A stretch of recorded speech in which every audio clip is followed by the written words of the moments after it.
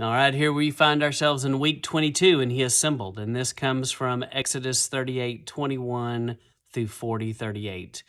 And so we've unpacked the golden calf. And so we took care of that. And then he goes on to go into detail about gold and silver, about the clothes, the ephod once again. And once again, when you look at the ephod study in Revelation, the foundational layers of heaven, and see how those colors correlate, which is kind of interesting.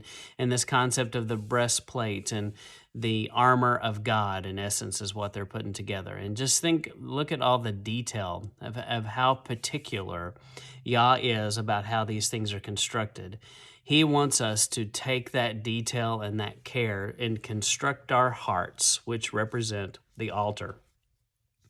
Wants us to prepare our altar for him. And he's very specific about the things that can be in there and the things that can't. And you don't know these things if you don't study Torah. So that's why studying Torah helps you understand his content, his character, the things he likes, the things he doesn't like. Because remember, this is a marriage covenant. This is a relationship between the bride and the groom, and we want to honor our groom.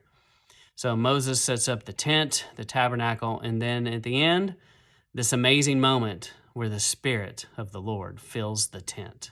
What a moment. Can you imagine standing there watching that happening? I mean, it's a jaw-dropping moment. Everyone is silent as they watch this. This is pretty impressive.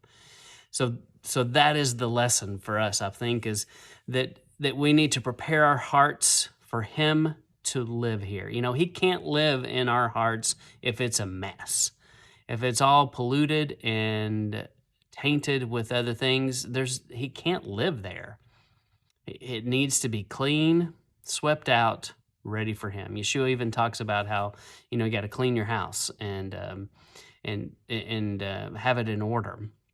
So, once again, amazing that we have these Torah portions, that we can study this at our fingertips, so we can look at this on this device. We can read these scriptures. We can do searches and find all kinds of things. We can look at the Hebrew. We can see different translations.